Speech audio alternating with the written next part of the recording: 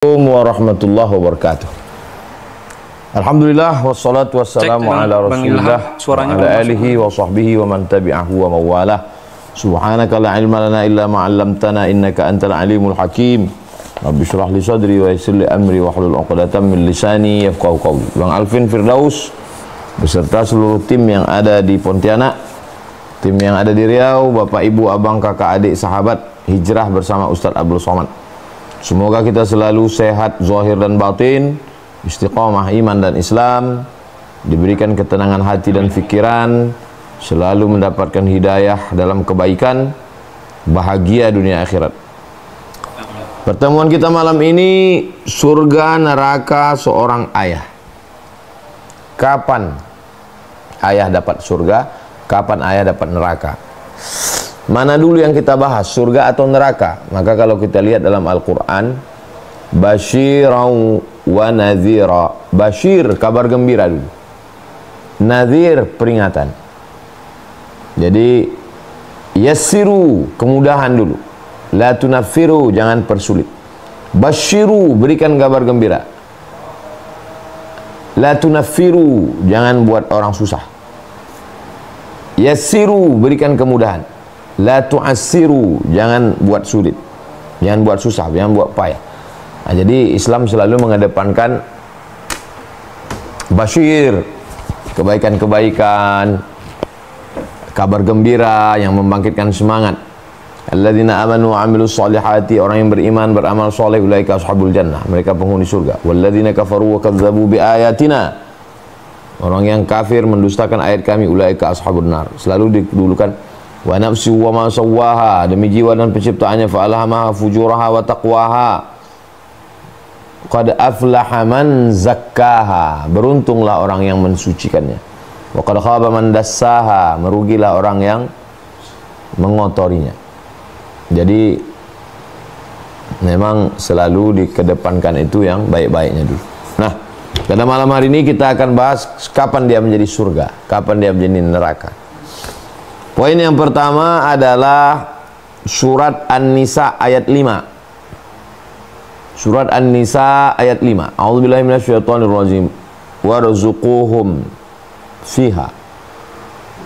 Warzuquhum, berilah mereka, anakmu, istrimu, berilah mereka rezeki.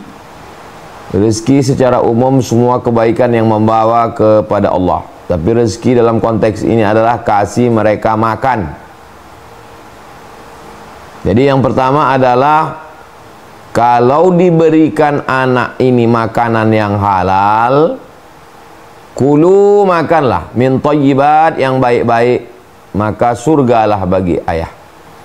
Man ala salasa banatin, siapa yang ala di situ maksudnya memberi makan, maka kasihlah anak kita makanan yang halal.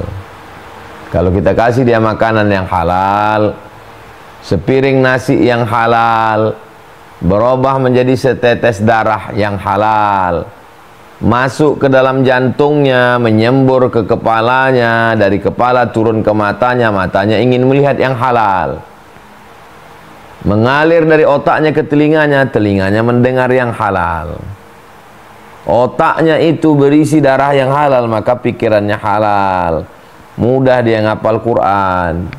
Jangan kasih anak makan haram. Surga neraka seorang ayah. Surga nerakanya yang pertama makan. Kalau kau kasih makan anakmu yang halal, maka insya Allah surga tempatnya. Tapi kalau dikasih anak makan haram, kenapa dia ini susah sekali menghafal Quran? Kenapa tidak bisa menerima nasihat? Gurulah yang paling menderita menghadapi anak makan haram. Di kelas melawan, dikasih tahu, menjadi siswa yang tidak patuh taat kepada guru. Gara-gara apa ini? Di antara penyebabnya adalah gara-gara dikasih makan haram.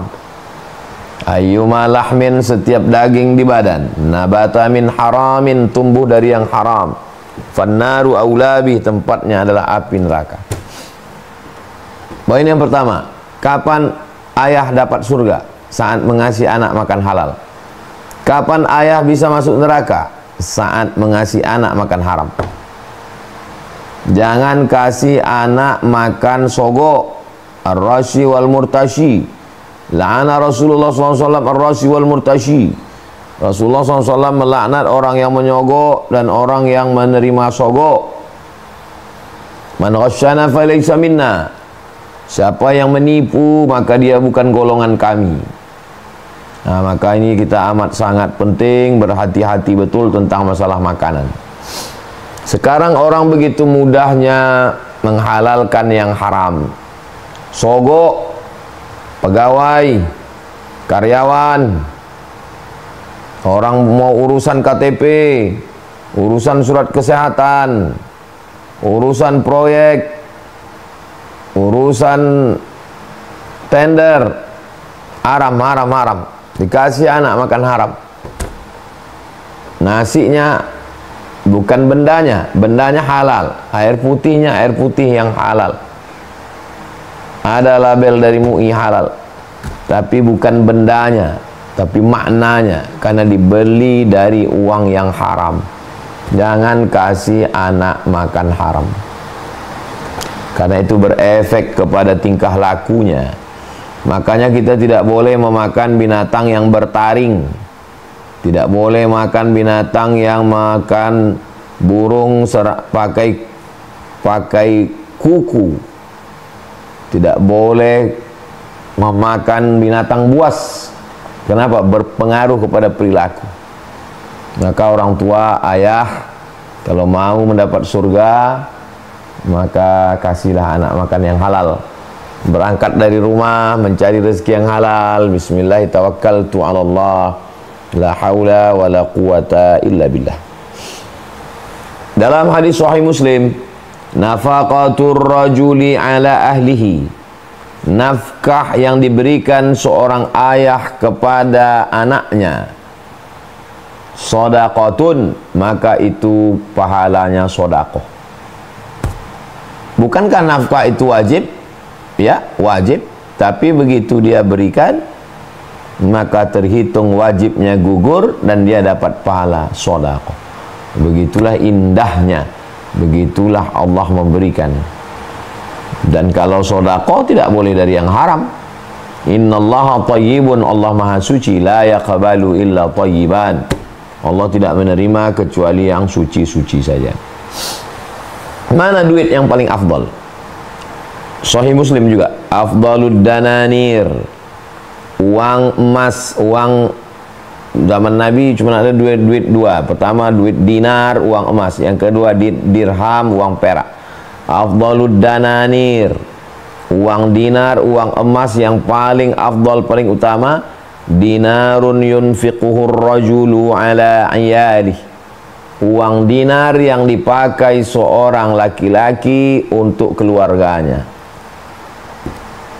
Dengan tetes puluh keringat air mata, tangannya kapalan, matanya ngantuk, lelah, letih, lesu, letoy, lunglai, lemas, capek, melepuh kulitnya.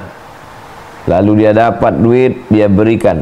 Kewajibannya gugur sebagai nafkah dan dia dapat pahala sedekah. Dan itulah uang yang paling afdal dia berikan. Maka suami saat memberikan itu kepada istrinya, orang sekuler mengasih duit ke istrinya untuk makan anak. Orang liberal pun ngasih untuk makan anak. Semua orang di dunia ini. Lalu apa bedanya? Yang kita berikan itu terhitung sebagai sedekah, sebagai ibadah. Kalau dia ibadah, sedekah, maka jangan yang haram. Kulu, makanlah, kasih makan, min thayyibat, yang baik-baik.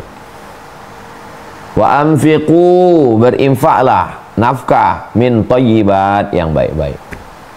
Innallaha thayyibun, Allah maha baik. La yaqbalu illa thayyiban, Allah tidak menerima kecuali yang baik-baik saja. Jadi wahai bapak, jangan gara-gara ingin membahagiakan anak.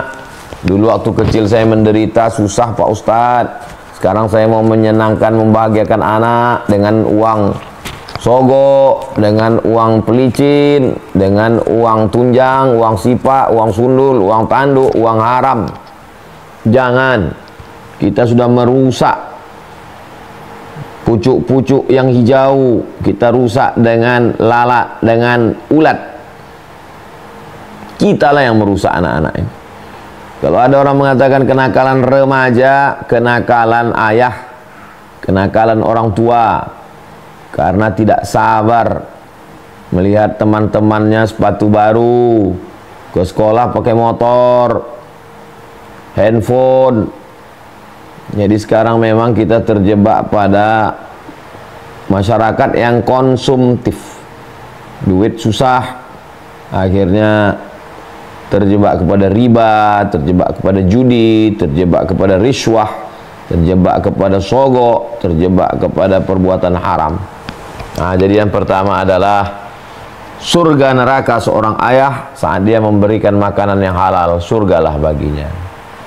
Saat dia memberikan makanan yang haram, maka nerakalah baginya. Yang pertama. Yang kedua, masih surat An-Nisa ayat 5. Waksuhum kiswah. Kiswah artinya di Ka'bah itu kan ada kain yang menutup Ka'bah, kiswah.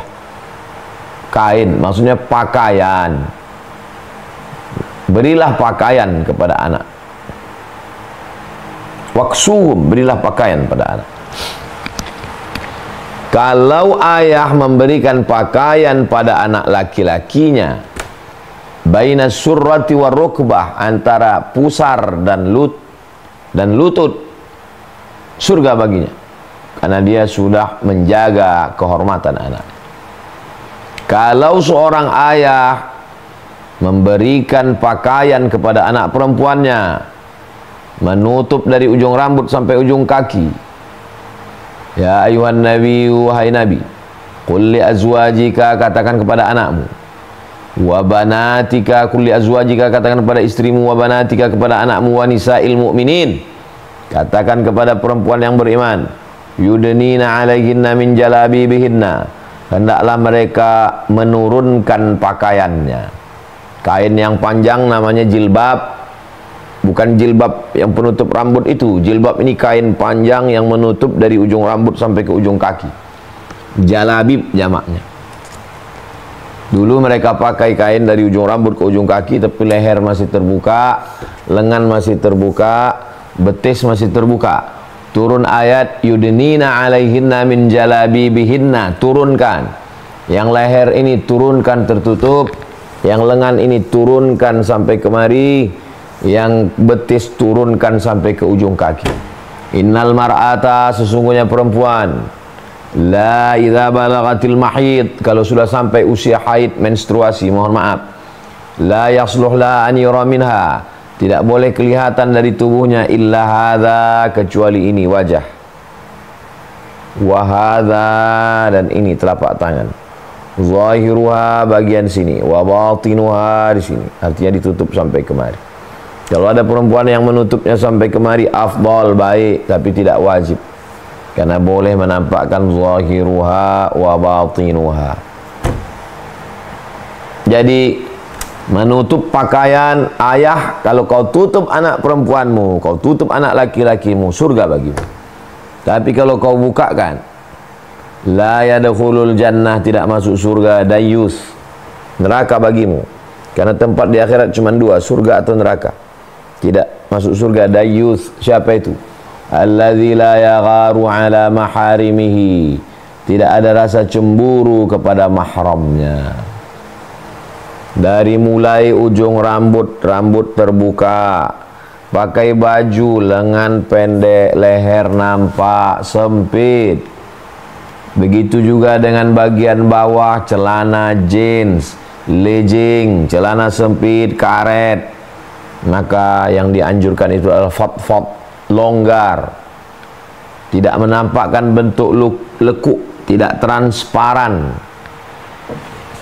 Begitulah ajaran Islam, karena semua membangkitkan syahwat.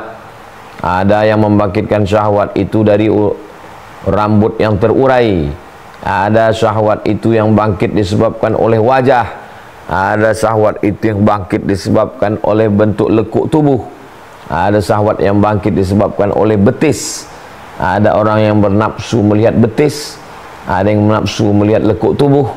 Ada yang bernafsu melihat wajah. Maka sebagian ulama menganjurkan untuk menutup wajah. Maka bercadar itu sunnat. Sebagian mengatakan wajib. Tapi kami di Al-Azhar lebih memilih pendapat mengatakan sunat, dianjurkan. Bagi yang bercadar silakan. Kenapa demikian? Karena untuk menjaga aurat, tidak membangkitkan fitnah. Seorang suami yang mengeksploitasi wajah mahramnya, anak perempuannya, keponakannya, cuek saja dia, tidak ada rasa cemburunya. Hati-hati. Bagaimana tidak ada rasa cemburu dalam hati kita? Bahkan bangga pula dengan anaknya.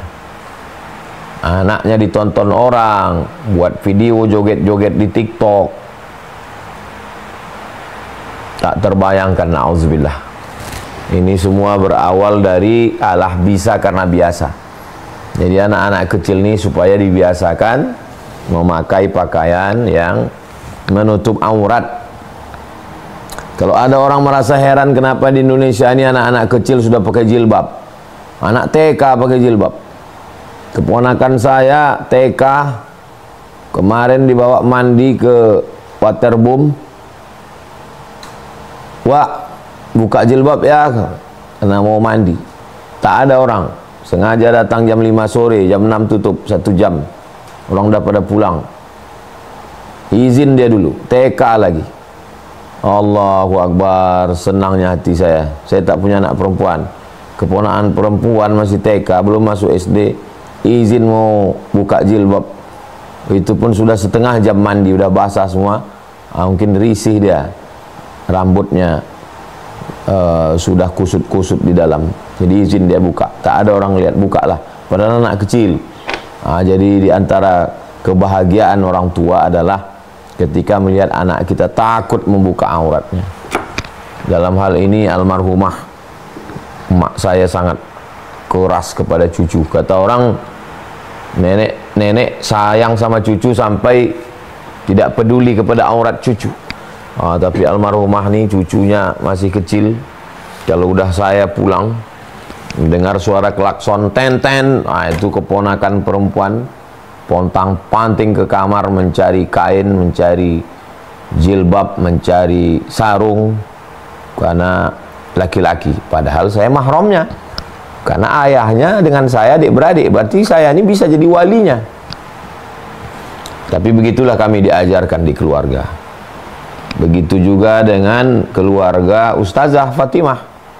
Memang anak perempuan ditutup, sehingga mereka tidak pernah dibawa undangan walimah, acara pesta nikah, tak tahu tetangga kawan. Akhirnya waktu acara pesta nikah walimah, heran mereka. Oh, ada anak perempuanmu, kata kawan-kawan Umi. Artinya apa? Memang Allah Subhanahu wa ta'ala menunjukkan ke saya, kalau kita jaga anak perempuan ini dengan baik, memang surgalah bagi orang tua. Surga di dunia. Apa surga di dunia? Ketenangan hati. Sesuai dengan doa Rabbana hab lana min azwajina wa dzurriyyatina qurrata a'yun, sejuk mata hamba. Diturunkan Allah ketenangan dalam hati.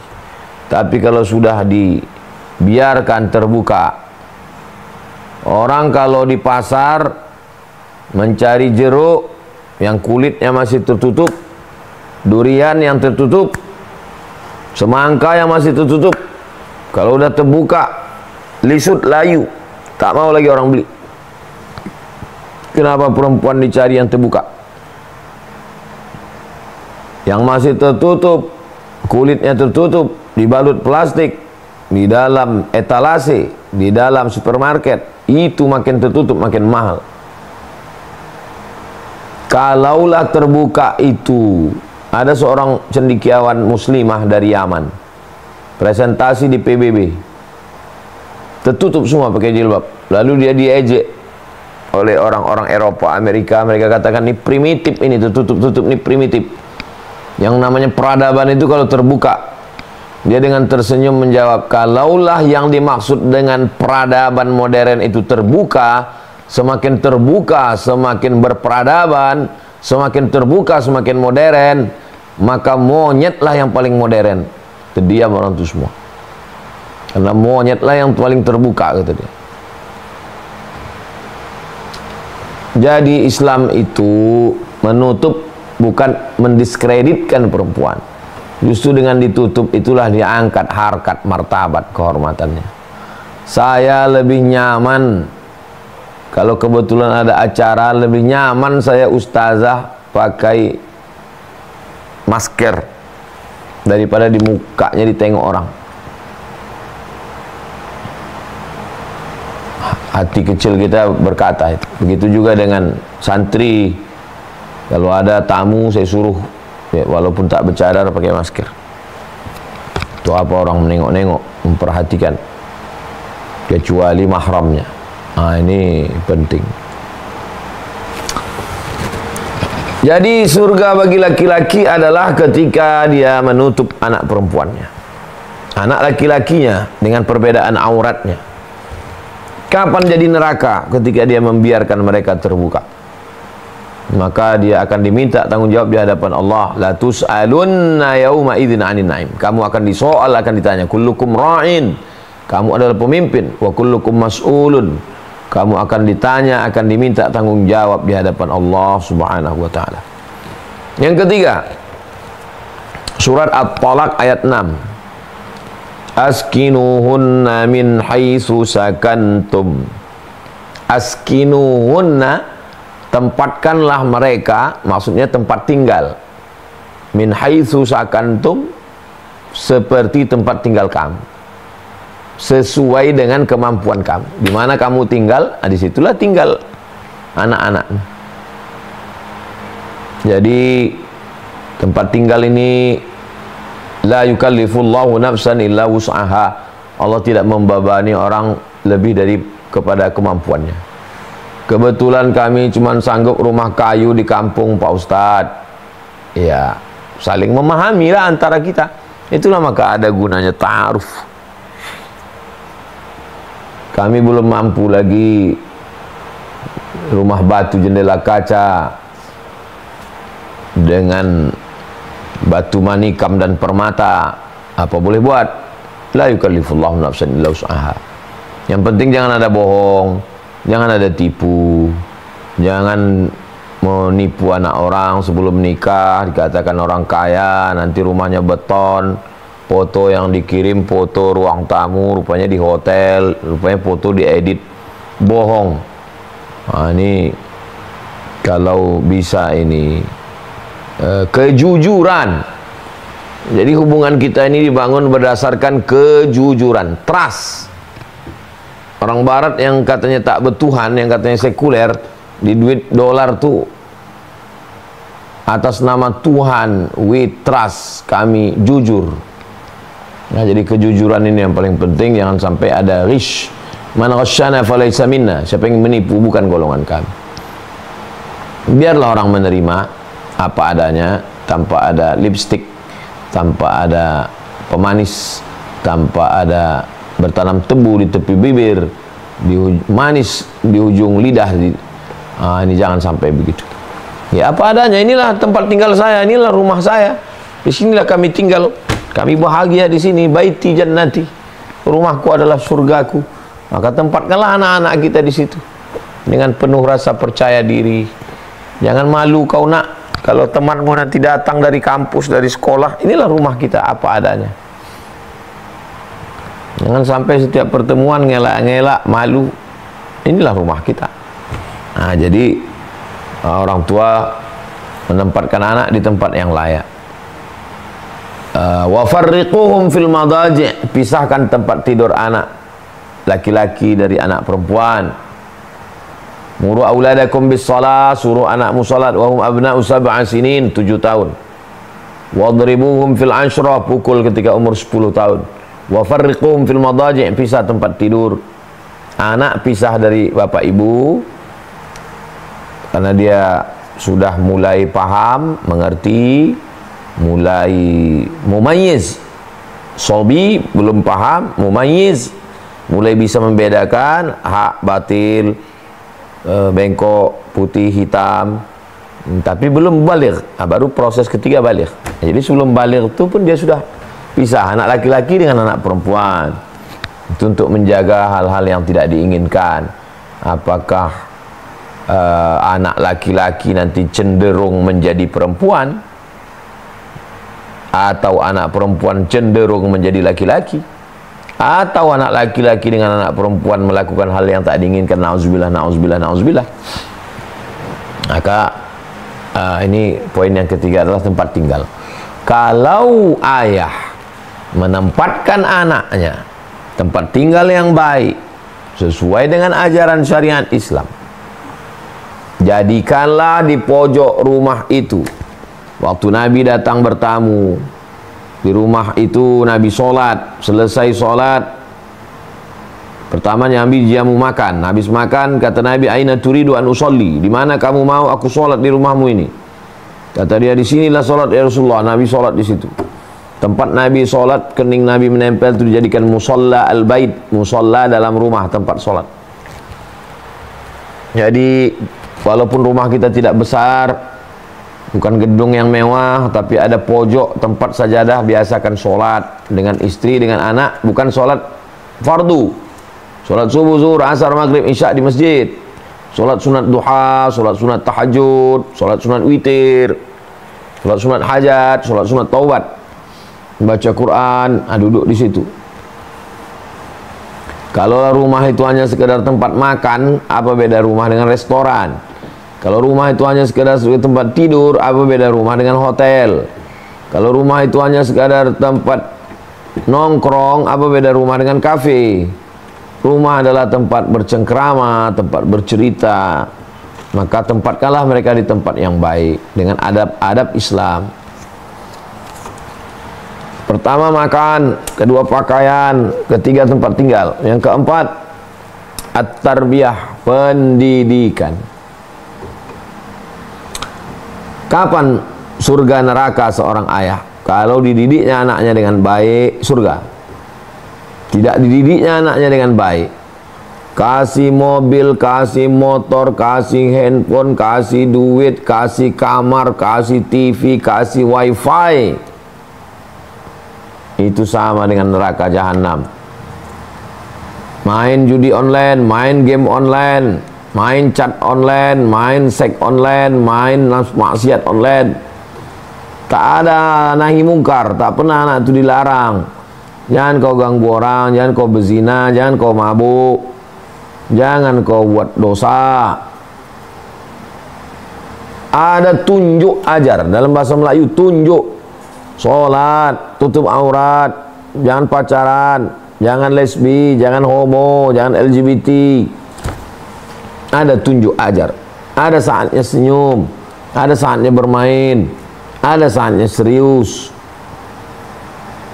Nah, jadi macam menarik layang-layang. Ada masanya diulur, ada masanya ditarik. Kapan kita mengajar Al-Fatihah ke anak-anak kita? Kalau kita tidak guru, tidak tahfiz, tidak tahsin, panggilkan guru mengaji. Assalamualaikum Ustadz, bisa Ustadz datang ke rumah kami sore habis asar sampai maghrib? Ustazah, bisa ke rumah kami dari maghrib sampai isya. Yang ustazah perempuan di rumah. Kalau anak laki-laki, bawa dia ke masjid. Minimal 3 kali sholat, maghrib, isya. Dari maghrib ke isya jangan pulang ke rumah, duduk di masjid. Pengurus-pengurus masjid tolong buatkan ngaji anak di masjid. Kami di Rimbo Panjang di Mahat Az-Zahra membuka anak sepanjang jalan Kamboja nih mengaji di TK karena masjid belum siap. Bebas siapapun datanglah bawa anak mengaji. Ustazah disediakan untuk mengajar anak-anak. Supaya apa? Supaya saya nanti kalau mati dituntut, ditanya Allah, apa kau ceramah aja, anak-anak tak pandai mengaji. Kalau saya dulu yang mengajar mengaji orang tua, dari mulai alif bata, alif dia te, alif di bawah, alif depan u, alif dua di te, alif di bawah, alif depan un, sampai habis. Setelah itu baru dari Al-Fatihah sampai ke Anas. Habis itu diserahkan ke guru mengaji. Di rumah diajar mak, orang tua mengajar. Kapan kita mengajar anak? Anak perempuan, ibu yang mengajar. Bagaimana ini darah pertama, anti darah, menstruasi, haid. Kau tak boleh megang Quran, tak boleh baca Quran, tak boleh bawa Quran, tak boleh masuk masjid, tak boleh sholat, tak boleh tawaf. Itu diajarkan semua kepada anak-anak gitu. Anak laki-laki, jangan kau mengganggu perempuan, kau sudah akil balik, belajarlah untuk mandiri. Diajak dia ke tempat kita bekerja, berdagang, berniaga, hari Sabtu, hari Ahad balik sekolah, supaya dia dibawa dia ke masjid untuk pendidikan agama, dibawa dia ke tempat jualan, dibawa dia ke kebun, biar tahu dia susahnya cari duit. Kalau orang tua saya dulu dibawanya ke tempat memanen sawit. Nah, kau tengok itu orang ngutip brondol, kau tengok itu orang mengambil dodos pakai egrek yang tak bisa didodos, yang tinggi pohon sawit yang udah 20 tahun. Ah, kau tengok untuk cari makan anak bini, supaya kita menghormati duit. Nah, ini pendidikan. Ini bagaimana pendidikan yang baik. Kalau anak dididik dengan baik, belum sanggup mendidik di rumah, masukkan ke pesantren. Memang pesantren lagi babak belur sekarang. 0,0001%. Setitik nila rusak susu sebelang. Itulah yang diangkat-angkat medsos. Orang munafik, orang kafir, orang sekuler, orang liberal, orang ateis, orang agnostik memojokkan pendidikan agama. Berapa juta anak-anak yang selamat dari LGBT, selamat dari prostitusi, selamat dari zina, gara-gara pondok pesantren. Tak ada diangkat mereka. Setan ini semua. Yang terakhir adalah perhatian. Tegur sapa, apa kabar, gimana di sekolah, gimana guru, gimana kawan-kawan, gimana murid. Berapa orang kawan Hazik di kelas, berapa laki-laki, berapa perempuan, gimana kawan-kawan itu, baik semua, ada yang mengganggu, jangan ganggu kawan, jangan bully kawan. Mana nilainya? Coba baca surat pendek, amma yatasaalun, bawa jalan-jalan. Suka rupanya anak-anak ini pakai mobil yang tak pakai tutup. Wah, dibawa jalan-jalan. Suka naik odong-odong. Nah, dibawa jalan-jalan. Apa mau dia? Oh, dia mau mandi ke kolam. Cari yang kolamnya laki-laki, menutup aurat, jangan campur aduk. Itu. Jadi pendidikan Islam ini tidak kaku. Jadi ada perhatian. Jangan sampai anak perempuan kurang perhatian, ayah tak memperhatikan, emak tak memperhatikan, ingin perhatian kawan. Kawan dugem, mabuk, sakau. Kawan laki-laki pula disuntikkannya di bawah botol ini perangsang obat. Dibawanya ke karaoke, dibawanya, terjadilah apa yang terjadi. Nauzubillah.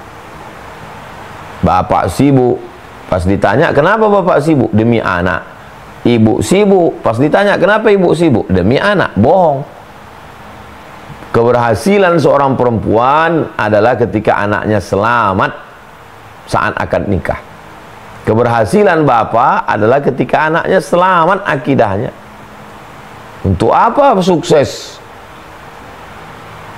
Sukses di mata manusia, tapi anak tak dapat pendidikan. Nauzubillah. Terakhir, An-Nisa ayat 34. Ar-rijalu, laki-laki, qawwamun. Qawwama yuqawwimu, meluruskan, mengatur, memanage. Qawwamuna 'alan nisa. Ada satu hadis dalam Sahih Bukhari Muslim muttafaqun alaih. Nanti di akhir zaman li khamsina imra'atan. 50 perempuan, selalu disampaikan hadis ini.